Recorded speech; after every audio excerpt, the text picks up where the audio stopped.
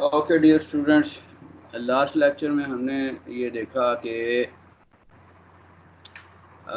हम रेवेन्यू कहाँ से कमाते हैं। मार्केट से रेवेन्यू कमाते हैं और मार्केट में एक प्राइस सेट होती है जो हमारे रेवेन्यू का बड़ा ही इम्पोर्टेंट फैक्टर है। हम जो जितनी मर्जी क्वांटिटी प्रोड्यूस कर लें, अगर प्राइस जो है वो ऐसी नहीं है कि हमारा कॉस्ट पूरी हो और क्यू टाइम्स प्राइस और प्राइस कम है, तो इसका मतलब है हमारा टोटल रेवेन्यू कम आएगा और हम हो सकता है लॉसेज उठाएं। प्राइस ज़्यादा है, हमारा टोटल रेवेन्यू ज़्यादा होगा, हमें फ़ायदा होगा। ये जो अभी तक जितने फैक्टर्स पड़े थे कॉस्ट ऑफ प्रोडक्शन के, उसमें कई चीज़ें ऐसी हैं जिसमें फर्म अपना मैनेज कर सकती है अच्छी टेक्निक, अच्छी टेक्नोलॉजी से, और कॉस्ट ऑफ प्रोडक्शन कम कर सकती है। क्वांटिटी प्रोड्यूस फर्म के कंट्रोल पे है। प्राइस एग्जैक्टली फर्म के कंट्रोल में हर जगह नहीं होती। टाइप ऑफ मार्केट बताती है कि को प्राइस फर्म के कंट्रोल में है या नहीं है। लिहाजा टाइप ऑफ मार्केट पढ़ने के बाद हमें उस मार्केट के रेवेन्यू का पैटर्न पता लगता है। फॉर एग्जांपल एक फर्म है, एक बिजनेस ओनर है, वो परचेज कर रहा है इलेक्ट्रिसिटी परचेज कर रहा है। तो अब ये किस किस्म की मार्केट है जहाँ से वो इलेक्ट्रिसिटी परचेज कर रहा है? ये मोनोपोली मार्केट है। और अगर इलेक्ट्रिसिटी बना के बेच रहा है और वापडा को बेच रहा है या मैपको को बेच रहा है, तो ये भी मोनोपोली मार्केट ही है तकरीबन। लेकिन अगर उसका इलेक्ट्रिसिटी बना के एक सोसाइटी को बेच रहा है, तो फिर ये थोड़ी सी मोनोपोली से हट के मोनोपोलिस्टिक मार्केट आ जाएगी, मोनोपोलिस्टिक कंपटीशन। और अगर पाकिस्तान में हर जगह प्राइवेट भी और पब्लिक भी इलेक्ट्रिसिटी बनाने वाले जो है प्रोड्यूस करने वाले फर्म्स लग जाएं, कारखाने लग जाएं, प्राइवेट भी लग जाएं, गवर्नमेंट के भी लग जाएं, आप जहाँ से मर्जी चाहें ले सकें इलेक्ट्रिसिटी, आपकी सोसाइटी जहाँ से मर्जी ले, तो ये फिर एक ऐसी मार्केट है जो कि कह लें कि परफेक्टली कंपेटिटिव मार्केट है। या अब इसकी दूसरी बात कर लें, फ्लोर मिल है। फ्लोर मिल इलेक्ट्रिसिटी गवर्नमेंट से लेती है, वहाँ वो मोनोपोली मार्केट में ऑपरेट कर रही है। या वो उसके करीब कहीं एक प्राइवेट पावर प्लांट लगा हुआ है, उससे लेती है, तो वो मोनोपोलिस्टिक मार्केट में ऑपरेट कर रही है। और अगर वो फ्लोर मिल गंदम खरीदती है मार्केट से, एग्रीकल्चर मार्केट से, तो ये एक किस्म की परफेक्ट मार्केट। तो एक ही वक्त में एक कंपनी 3 मार्केट्स में काम कर रही होती है, लिहाजा हमें मार्केट्स को समझना चाहिए। और वो आटा बेच रही है फर्म, तो आटे की कीमत गवर्नमेंट ने सेट की होती है, मार्केट ने नहीं की होती, तो ये एक और किस्म की मार्केट है। लेकिन अगर आटे की कीमत गवर्नमेंट सेट ना करे, लेकिन गवर्नमेंट सिर्फ अच्छे तरीके से रेगुलेट करे और फिर आटे की प्रॉपर सप्लाई मौजूद हो, तो फिर ये जो मार्केट बनती है वो परफेक्ट मार्केट बनती है। तो हमें मार्केट्स को समझना पड़ेगा, क्योंकि रेवेन्यू हर मार्केट का प्राइस डिटर्मिनेशन का अपना अपना एक मिजाज है, तरीक़ेकार है फर्म के लिए। ओवरऑल जब हम टोटल मार्केट की बात करें तो मार्केट का बिहेवियर वही है कि प्राइस बढ़ेगी तो डिमांड कम हो जाएगी, सप्लाई बढ़ जाएगी। प्राइस कम होगी तो डिमांड बढ़ जाएगी और सप्लाई कम हो जाएगी।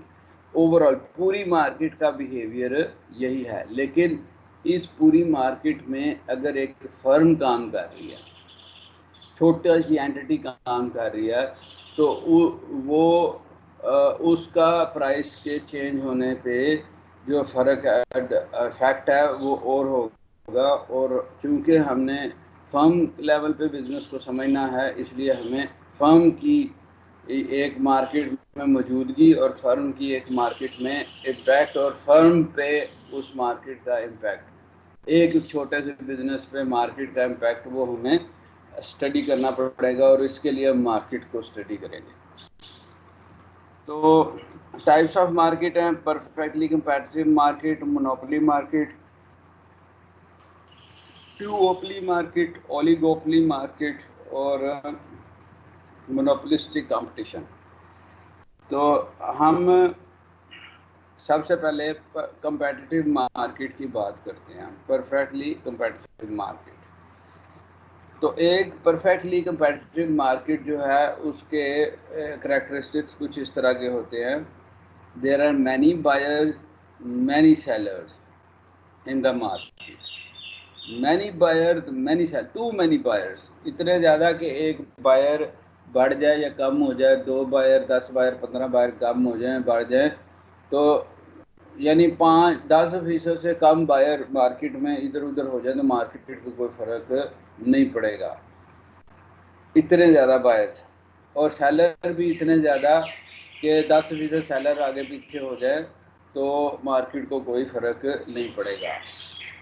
10% मैंने ज़रा ज़्यादा बढ़ा के कह दिया, लेकिन आमतौर पे जो चेंज मार्जिनल चेंज से बड़ी चेंज की तरफ जाएं तो 5% से ज़्यादा चेंज को हम कंसिडर करते हैं कि यह मार्जिनल चेंज नहीं रही। तो मार्जिनल चेंज में अगर किसी एक इतनी बड़ी मार्केट है कि उस फर्ज करें उसमें हम फर्ज करें पोल्ट्री की मार्केट है साहिवाल में, तो आप साहिवाल में इधर उधर फिर लें और पोल्ट्री का जो आपको रेट है तकरीबन 5-10 रुपये ऊपर नीचे करके एक ही मिलेगा, और जो 10 रुपये कम देगा वो आपको तौल में गड़बड़ कर देगा। तो अदरवाइज तकरीबन प्राइस सेम ही होगी। तो उसमें से 2-4-5 पोल्ट्री 2-4-5-10-15-20-100 घर, 200 घर भी आज साहिवाल में चिकन ना ख़रीदें तो मार्केट को कोई फ़र्क नहीं पड़ता। लेकिन अगर 1000 घर डिसाइड करेंगे आज हमने नहीं ख़रीदना, तो मार्केट को थोड़ी फीलिंग होगी कि आज कस्टमर कम है, ठीक है, थोड़ी सी फीलिंग होगी, ठीक है जी। तो 1000 वैसे मैंने अंदाज़ा लगा किया, 1000 का मतलब है 5 नहीं, 1000 घरों से कोई फ़र्क नहीं पड़ेगा, 5000 लोग, 1000 घर नहीं, तकरीबन इसकी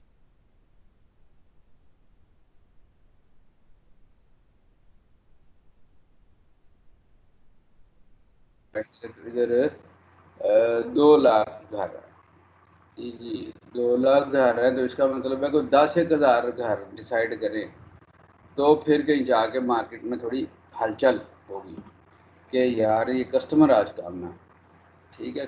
तो this is how it happens, there are many buyers and many seller in the market. और एक बायर और एक सेलर का मार्केट के ऊपर कोई असर नहीं पड़ेगा। Goods offered by various seller are largely same, broiler देख लें एक जैसा ही है,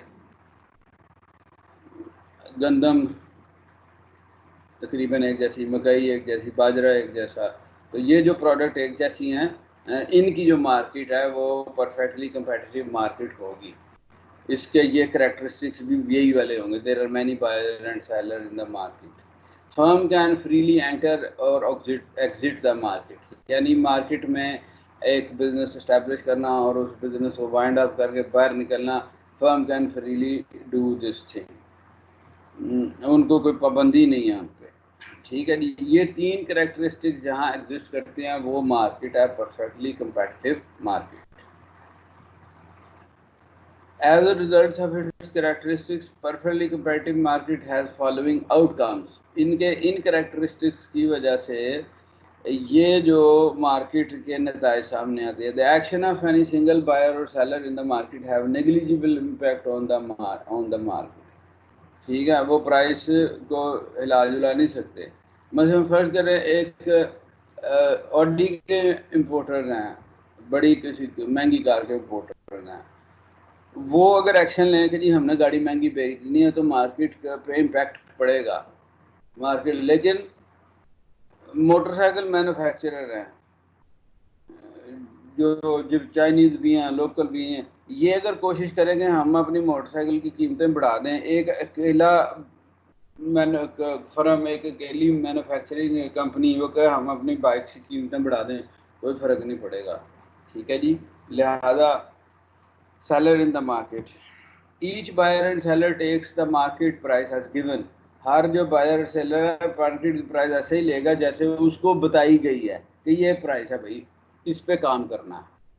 तो वो ये नहीं सोचेगा कि मैं इस प्राइस को चेंज करूं, वो सोचेगा मैंने इस प्राइस के ऊपर काम करना है, तो मैं इस प्राइस पे कैसे काम करूं।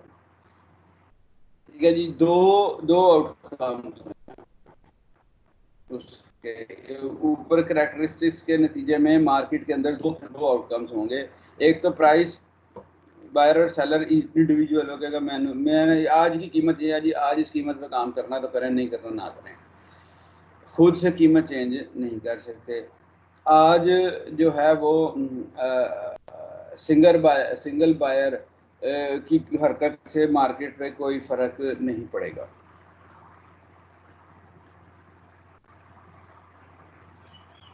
A competitive market has many buyers and sellers trading identical products so that each buyer and seller is price taker। वही बात हो गई, उसी को जोड़ दिया। गिवर, मार्केट प्राइस गिवर है, ये प्राइस टेकर है। Buyer and seller must accept the price determined by the market. ठीक है जी। ये बिहेवियर है परफेक्टली कंपेटिटिव मार्केट का। लेकिन कोई ऐसी मार्केट है जहां आप खुद से प्राइस डिटरमिन करने में कस्टमर के ऊपर इफेक्ट कर सकते हैं, तो वो कंपेटिटिव मार्केट नहीं है, वो नॉन कंपेटिटिव मार्केट या इम्परफेक्ट मार्केट है। उसके बिहेवियर को हम आगे पढ़ेंगे।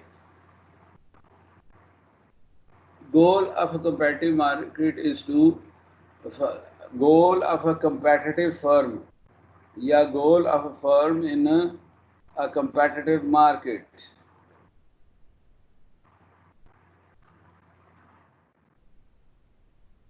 goal of firm of any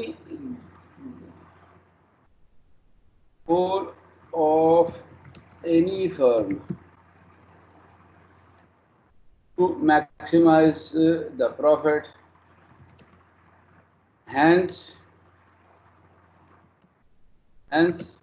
a firm in competitive market has the same goal। लेकिन यहाँ मैक्सिमाइज प्रॉफिट करना के लिए उसको प्राइस टेक करनी पड़ेगी, यानी प्राइस जो बताई गई है मार्केट की तरफ से उस पर काम करना पड़ेगा, मगर बाकी चीज़ों को एडजस्ट करना पड़ेगा। पर अगर कोई ऐसी मार्केट है, मोनोपोली मार्केट है, तो वहाँ जो है वो सेलर खुद से प्राइस डिटरमिन करेगा depending upon the condition of the buyers। This means that firm will not want to produce the quantity that maximizes the difference between total revenue and total cost। ठीक है जी। ये चीज़ें हम यहाँ तक इसको पढ़ते हैं। टेबल देख लेते हैं। ये देखें कि ये परफेक्टली कंपेटिटिव मार्केट है। इसमें एक चीज़ है कि प्राइस गिवन। प्राइस गिवन कैसे कि अगर इस टेबल में हम प्राइस यहाँ शामिल करें इस टेबल में, तो प्राइस है $6। तो 6 को इससे मल्टीप्लाई करें तो ये आपके टोटल रेवेन्यू आता जाता है। तो प्राइस गिवन है और वो चेंज नहीं हो रही, जितनी मर्जी सेल कर लें प्राइस वही है, जितनी कम सेल करेंगे प्राइस कम हो जाएगी। ये एक फर्म के लिए है, ये मार्केट की बात नहीं है। ये एक फर्म जो कि एक ये बिहेवियर एक फर्म फेस कर रही है जो कि एक परफेक्टली कंपेटिटिव मार्केट में काम कर रही है। एक फर्म कि उसने अगर अपनी चीज़ें बना के बेचनी है तो उसको $6 पर गैलन ही बेचेगा, जितने मर्जी बना ले गैलन ऑफ वाटर। ठीक है जी। तो ये टोटल रेवेन्यू, ये उसकी टोटल कॉस्ट है। ये टोटल प्रॉफिट है। आगे फिर मार्जिनल रेवेन्यू, मार्जिनल कॉस्ट, ठीक है जी। यहाँ ये दोनों चीज़ें उसको हेल्प करती हैं डिसाइड करने में कि मैंने कितना प्रोड्यूस करना है जिस पे मेरा प्रॉफिट मैक्सिमम हो जाए, प्रॉफिट मैक्सिमम हो जाए। तो ये वो डिसीजन उसने लेना होता है, keeping in view the market. ठीक है जी। यहाँ तक आप समझें कि जी मार्केट के करैक्टरिस्टिक्स को अच्छी तरह समझें, परफेक्टली कंपेटिटिव मार्केट के। और अगले लेक्चर में फिर हम इसके टेबल को डिटेल में समझेंगे, इसके ग्राफ को समझेंगे, और फिर हम ये देखेंगे कि कैसे एक कंपनी या फर्म, एक बिजनेस एक कंपेटिटिव मार्केट में प्रॉफिट अर्न करती है। ठीक है जी। आज का लेक्चर इतना ही है।